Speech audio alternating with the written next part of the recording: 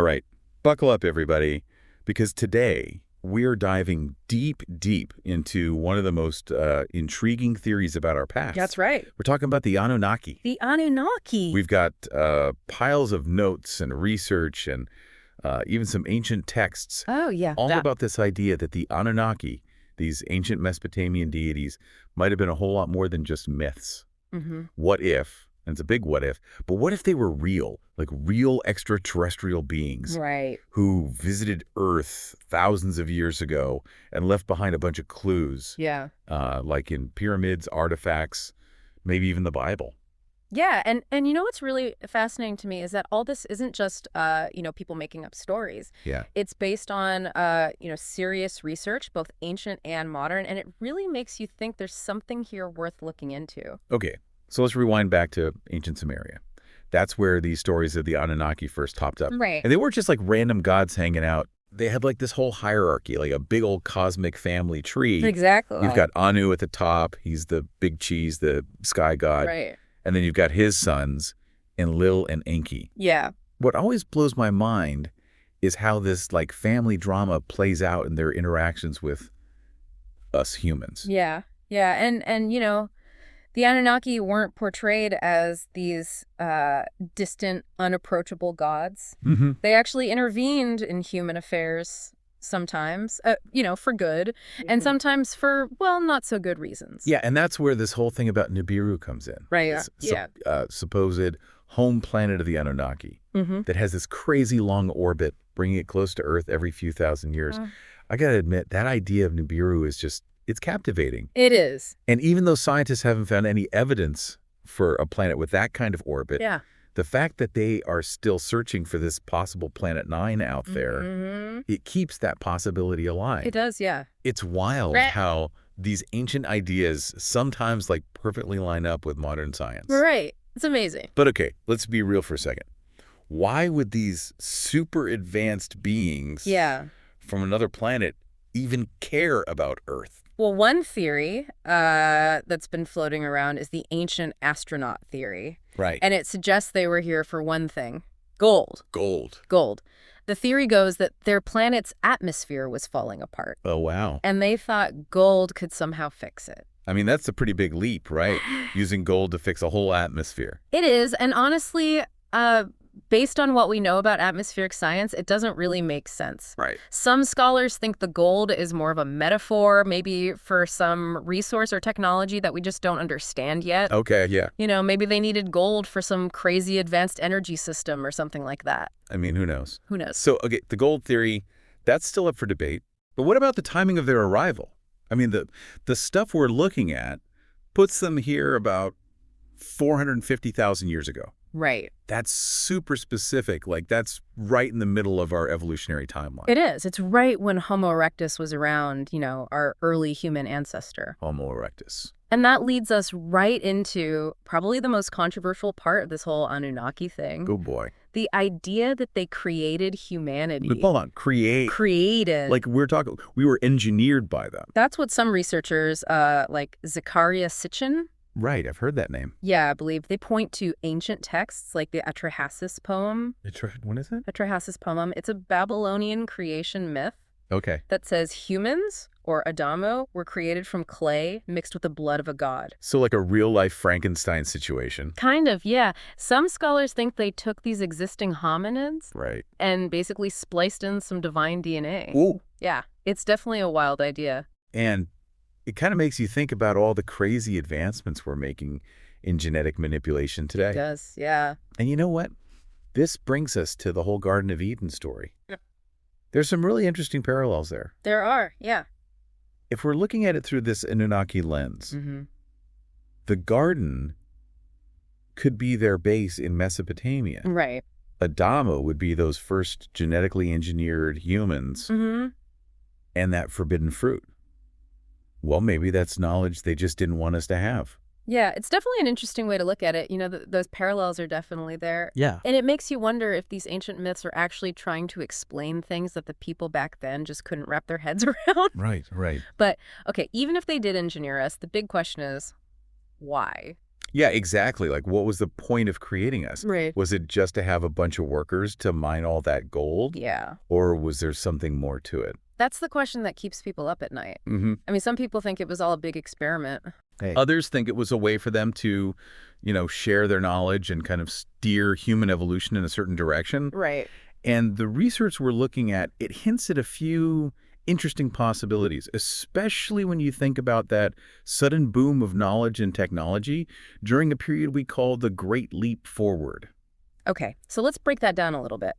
What exactly are we talking about when we say advancements credited to the Anunnaki? Okay. And how does that connect to this Great Leap Forward? Well, the Sumerian civilization, Yeah. which appeared not long after the Anunnaki supposedly got here, they developed this crazy amount of knowledge and tech. I mean, like writing, math, astronomy, agriculture, the whole 9 yards. I mean, it's one thing to say they created us, but to think that they also taught us all this fundamental stuff. I know, right? It's like saying our entire civilization is built on knowledge from aliens. I know. It's a mind-blowing idea. Yeah. And, mainstream science says these advancements were just humans being clever, but... The fact that it happened so suddenly and they were so advanced, especially compared to how slow things were moving before, it really makes you wonder if maybe, just maybe, there was some outside help involved.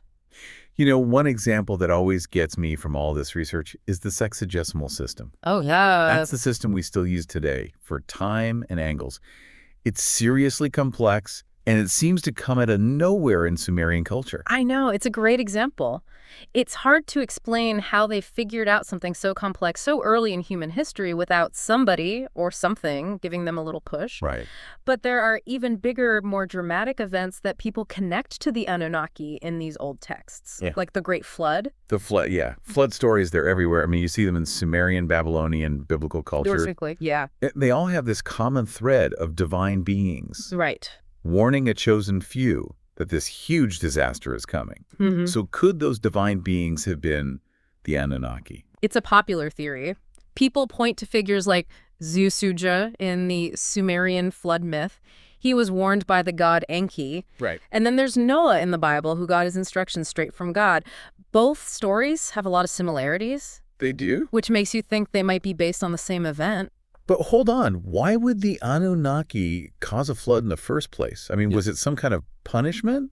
Whoa. A way to control how many humans were running around? It's a good question. And the sources we're looking at, they have a few different ideas. Okay. Some say the flood was a side effect of Nibiru getting too close and messing with Earth's oceans or atmosphere. Right. Others think the Anunnaki did it on purpose. Oh, wow. Maybe to wipe out a civilization they thought was going in the wrong direction, or to start over with a hand-picked group of humans. That's kind of a scary thought. Yeah. To be wiped out by our own creators just because we weren't living up to their standards. Yeah. But, okay, let's get down to brass tacks here. How much of this can we actually prove? Is there any hard evidence that backs up these claims about the Anunnaki actually being here and messing around with Earth? That's where things get even more interesting.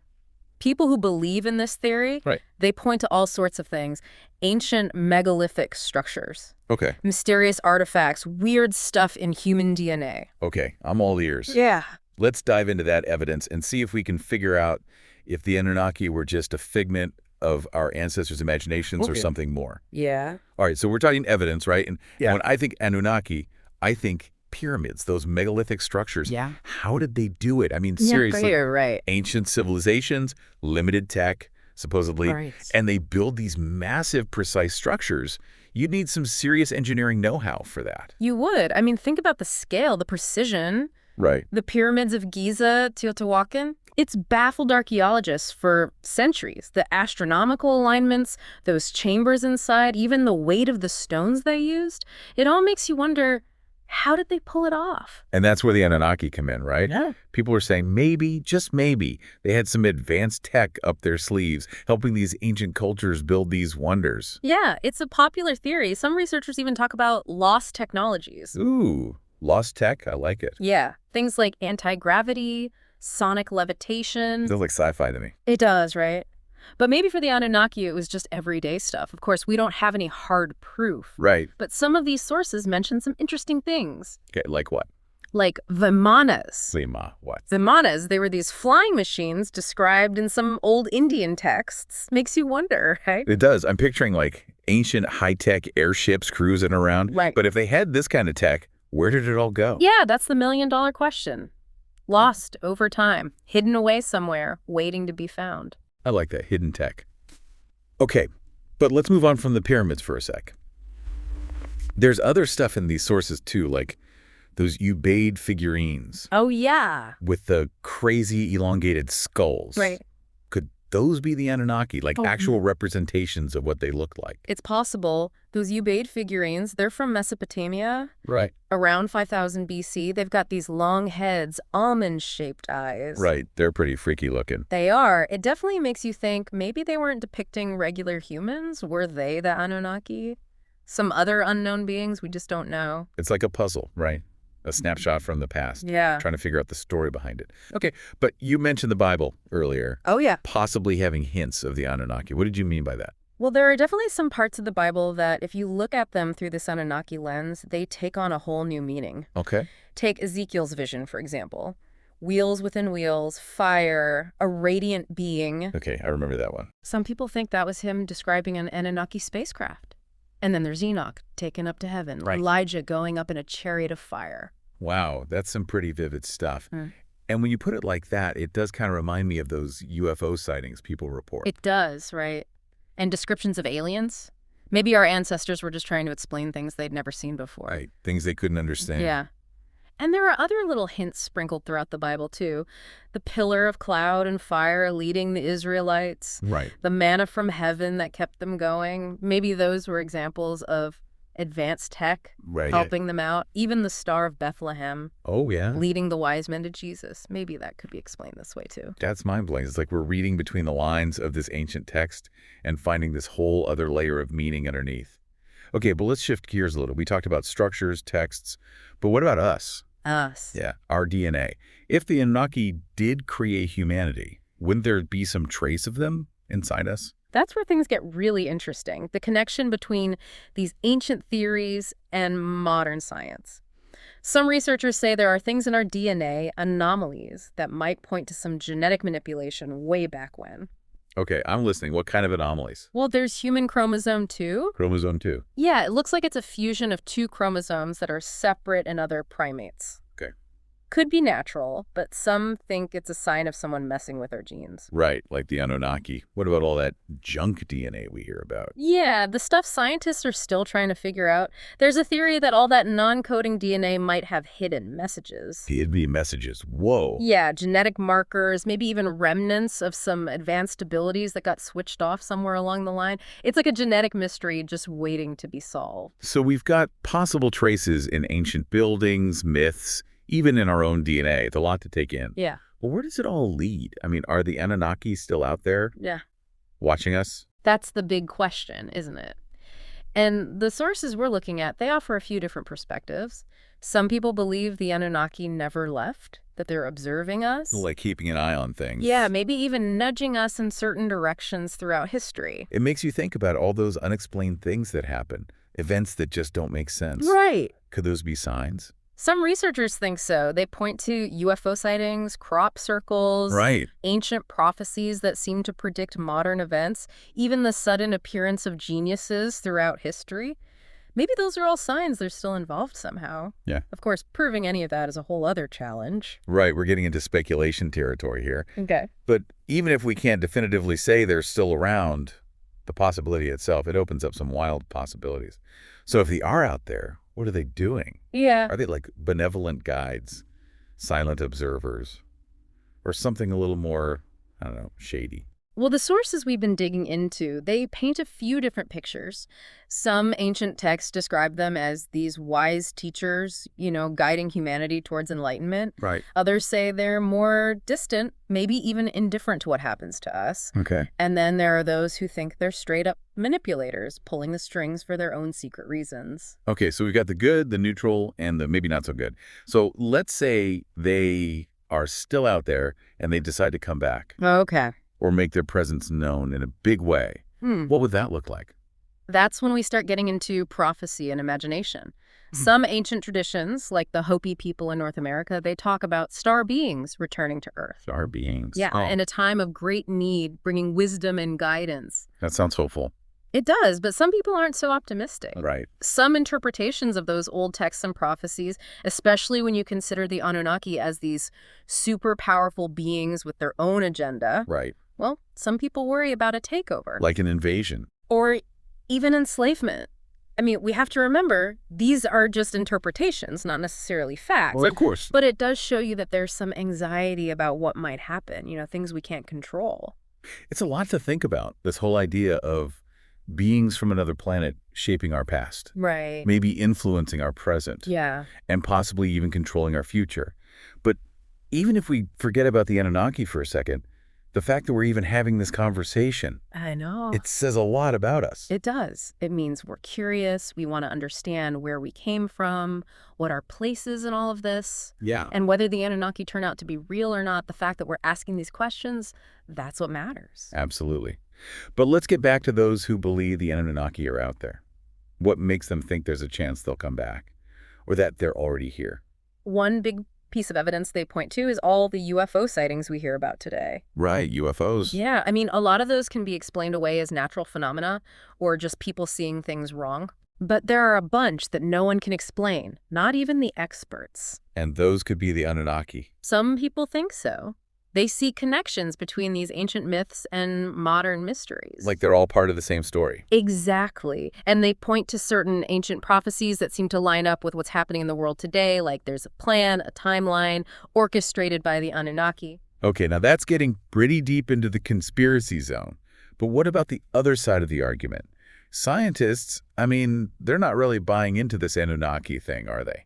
Most scientists and archaeologists, they think the Anunnaki were just mythological figures Okay. made up by the ancient Sumerians. They say there's no hard proof that they were real extraterrestrial beings, Right. and that all the cool stuff ancient civilizations did was just humans being smart and figuring things out over time. So we've got two very different sides here. On one hand, you've got the ancient astronaut theorists who believe in the Anunnaki. Right. And on the other, you've got mainstream science saying it's all just myth. Right. It comes down to how you look at the evidence, what you choose to believe. Exactly. And that's what makes this whole thing so fascinating. It makes you question everything. But before we wrap this up, there's one more thing I want to touch on. If the Anunnaki did have a hand in our past, what about their legacy? I mean, what traces of them might still be around today? Oh, that's a good question. We've talked about the pyramids and all those other megalithic structures. Right, those are the big ones. But there are people who believe there are hidden chambers underground, lost cities, Ooh, lost cities. artifacts waiting to be found, Yeah. things that could tell us more about their tech, their influence.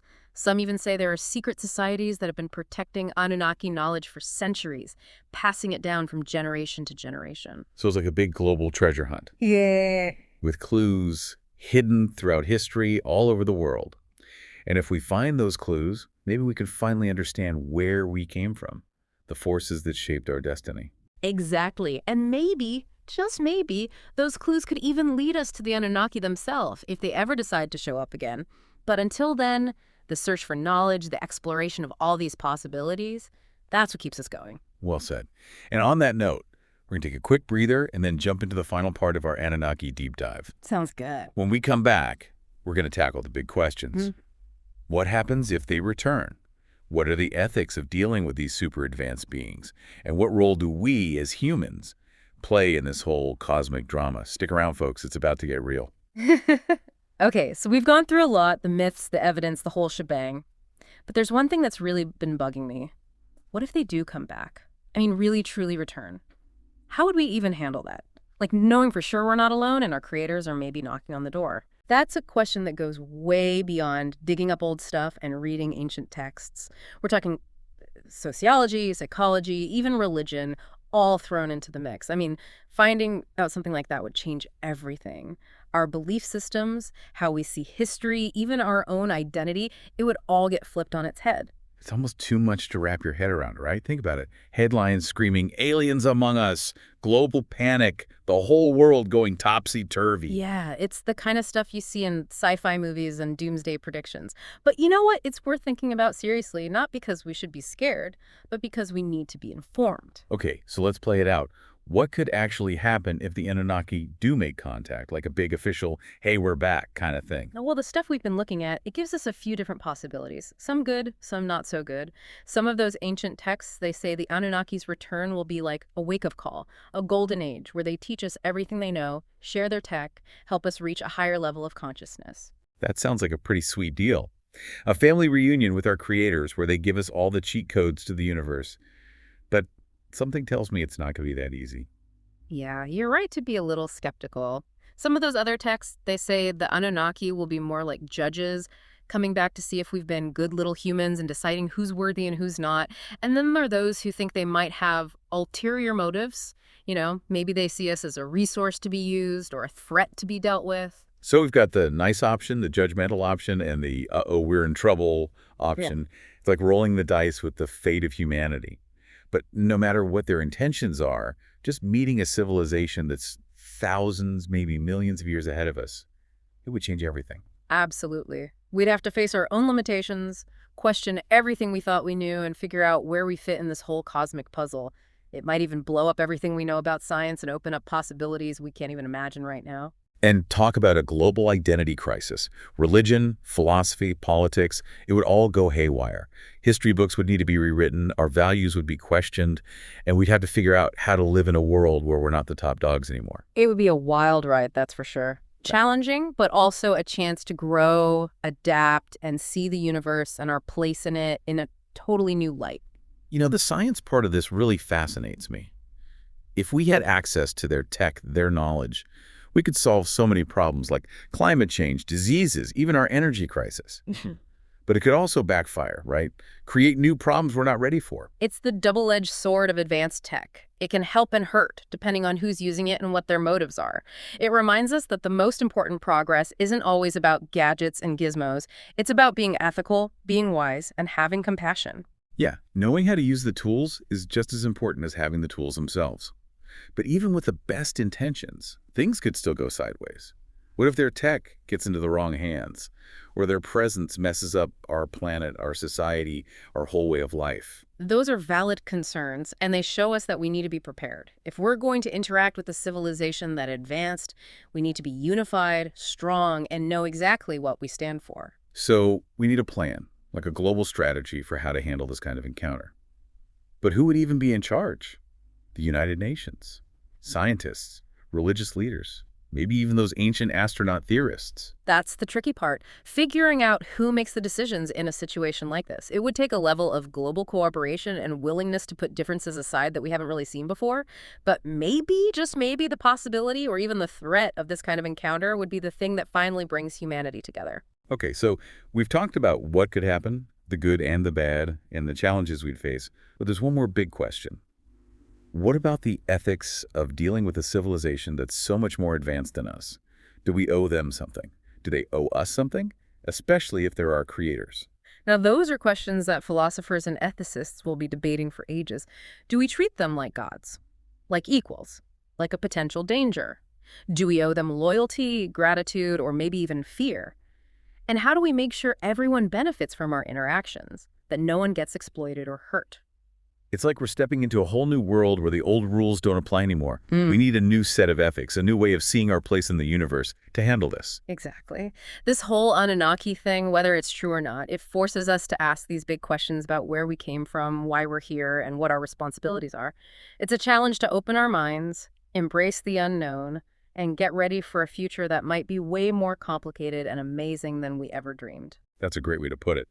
And on that note, I think we're going to wrap up this Anunnaki deep dive. It's been a wild ride, exploring ancient stories, scientific clues, and all the mind-blowing possibilities out there. It's been awesome exploring all this with you. And remember, even if the Anunnaki are just a cool story, the quest for knowledge, questioning what we think we know, and expanding our awareness, that's never a waste of time. Couldn't agree more. So to everyone listening, keep those minds open, keep digging into those ancient mysteries, and who knows, maybe someday we'll have the answers we're looking for. Until then, keep diving deep, and we'll catch you next time on The Deep Dive.